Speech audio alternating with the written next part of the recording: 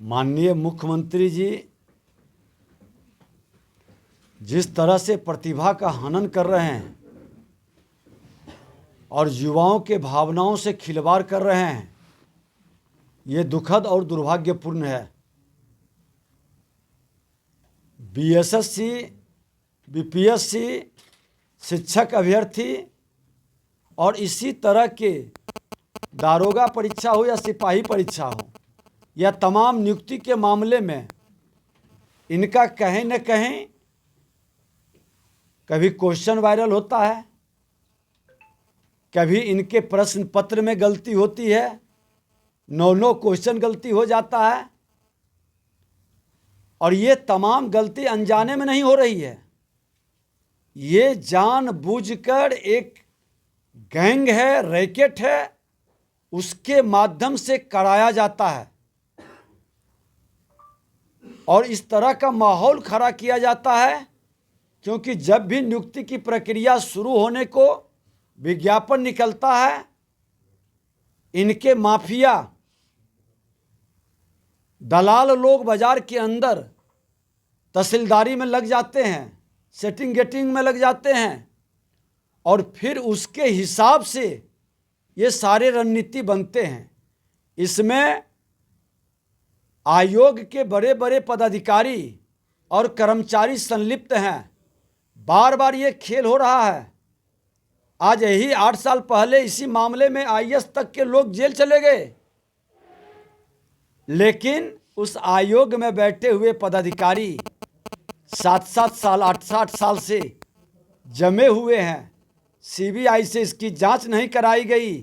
खाना पूर्ति के लिए मुहरा बना करके लोगों को फंसाया जाता है, लेकिन असली जो गुनहगार है उसको बचाया जाता है। ये खेल बंद करे, बिहार की प्रतिभा के साथ खिलवाड़ बंद करे। आई बीएसएससी में एक पेपर आपने लीक हुआ, हंगामा हुआ है, आपने कैंसिल किया। बच्चे कह रहे हैं कि दूसरा पेपर में भी वही तमाशा हुआ है। और जो लीक हो जाता है, जब हंगामा होता है, प्रेस मीडिया के लोग जब उसको लोक लेते हैं, चर्चा कराते हैं, तब आप डर से, लोक लज्जा के भय से आप इसको रद्द करते हैं। आपका तंत्र कमजोर है, पूरी तरह से फेल है। ये खेल लंबे समय से हो रहा है। जो मेरिट वाले लड़के हैं, जिनकी प्रतिभा है, वो आउट हो रहे हैं और दलाल बिचौलिया के माध्यम से जो पैसा का सेटिंग कर रहा है वो स्थान प्राप्त कर रहा है। पहले के भी तमाम विज्ञापन से बहुत सारे अभियंत्रणा वाले हों या शिक्षक अभ्यर्थी हों या बहुत सारे, आप उसमें टार मटोर कर करके पुराने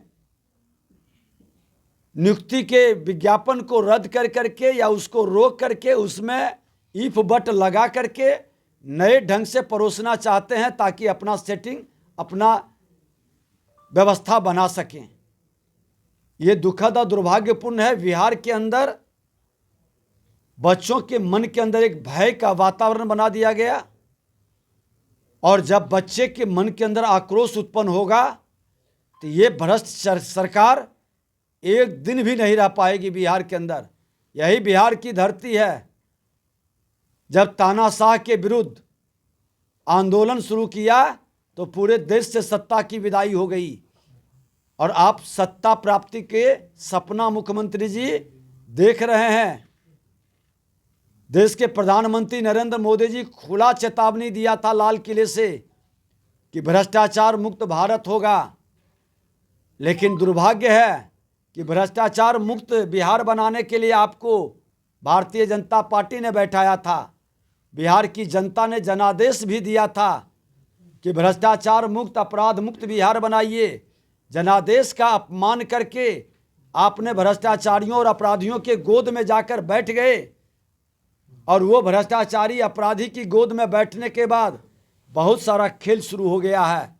जो बीमारी बहुत हद तक रोकने में सफल हम लोग हुए थे, फिर से वो बीमारी बढ़ गई है।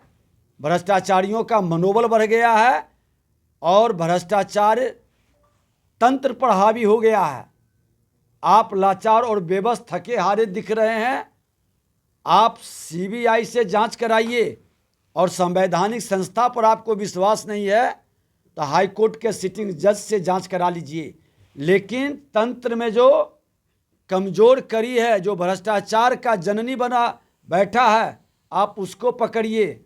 2-4 कर्मचारी को नीचे स्तर का कार्रवाई करके खाना पूर्ति बंद करिए।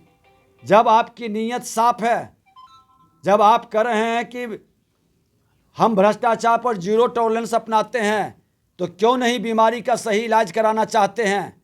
क्यों नहीं इसकी जांच सीबीआई के हवाले करते हैं या उच्च संस्था से कराना चाहते हैं? क्यों खाना पूर्ति कर रहे हैं? कई बार ये घटना घटित हुआ, बीपीएससी का भी मामला निकला था, कई तरह के बहाली नियुक्ति में इस तरह का पेपर लीक हुआ। क्या रिजल्ट निकला आज तक? क्यों लोगों के सामने आप नहीं लाना चाहते हैं? क्यों छुपाना चाहते हैं? बड़ा शर्म की स्थिति बन गई है। सरकार के लोग मौन हैं। शिक्षा मंत्री वो अलग ही एक नई व्यवस्था में लगे हुए हैं, एक वातावरण बनाने में लगे हैं। जिम्मेवारी से कोई जवाब देने के लिए तैयार नहीं है। ये सरकार पूरी तरह से फेल है, इनका तंत्र फेल है। ये भ्रष्टाचारियों को बचाने में लगा है, और जब तक ये सरकार ये मानसिकता रखेगी, इनसे उम्मीद नहीं किया जा सकता है। परीक्षा को रद्द करे, दोषी को पकड़े और नए ढंग से, नए पारदर्शिता के साथ पुराने भ्रष्ट पदाधिकारियों को हटाकर नए अच्छे लोगों की जमात के देखरेख में परीक्षा कराए।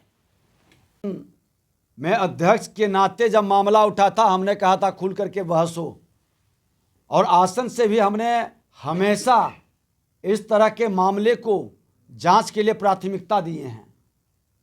और आप पत्रकार हैं तो आपको जानकारी भी होनी चाहिए कि सदन के अंदर क्या हुआ था।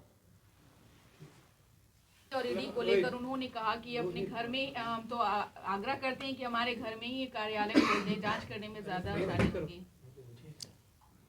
देखिए, घबराहट क्यों है, बेचैनी क्यों है? जब हम पवित्र हैं, पाक साफ हैं, तो घबराहट नहीं होनी चाहिए। और ये खुला किताब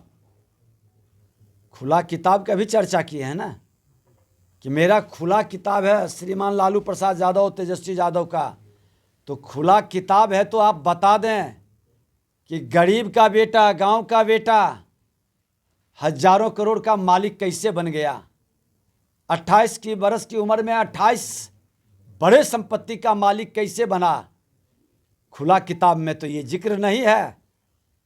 खुल करके बता दें कि आता है जनप्रतिनिधि बन करके गरीब का बेटा, गरीबों का मसीहा बनने के लिए ये अरबपति और हजारों हजार करोड़ का मालिक कैसे बना है। इतनी संपत्ति और दौलत किसकी है? ऐसे सब लोगों की संपत्ति को जब्त करे सरकार। जब पहला बार राजनीति में प्रवेश किया और आज इतनी संपत्ति का, अकूत संपत्ति का मालिक कैसे बना है सब। तंत्र कमजोरी के कारण भ्रष्टाचार, करप्शन, राजनीति की विश्वसनीयता को घटा दिया है। और उस विश्वसनीयता को कायम करने के लिए देश के प्रधानमंत्री नरेंद्र मोदी जी लाल किला से घोषणा किए हैं कि भ्रष्टाचार मुक्त भारत बनाएंगे। जयप्रकाश नारायण जी, लोकनायक जयप्रकाश नारायण जी भी यही नारा दिए थे।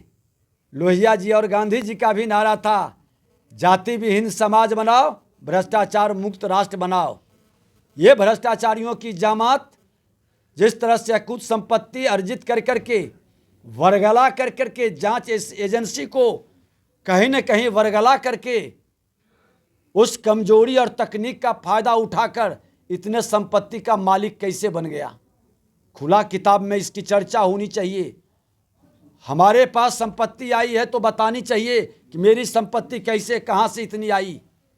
राजनीति में कैसे लोग इतने अकुत संपत्ति के मालिक बन जाते हैं। व्यापार करते तो समझ में आता, लेकिन राजनीति के शिखर पर बैठ करके इतने संपत्ति का मालिक, इस पर खुली बहस होनी चाहिए, खुल करके चर्चा होनी चाहिए, ईमानदारी और पारदर्शिता के साथ। मैं किसी दल विशेष के लिए नहीं कह रहा हूं, कोई भी दल में अकुत संपत्ति कमाया है, उन भ्रष्टाचारियों पर समाज की निगाह सरकार का दबिश और जांच एजेंसियों की जांच में पूरी सहयोग की भावना बनानी चाहिए। एक सवाल है कि विजय सिन्हा जी जगदानंद सिंह राजद के प्रदेश अध्यक्ष हैं, उन्होंने नीतीश की यात्रा को लेकर कहा है कि ऐसे यात्रा कई बार वो निकाल चुके हैं, अगर वो सफल होता तो आज इसकी नौबत नहीं आती। अब ये प्रेस वो अलग से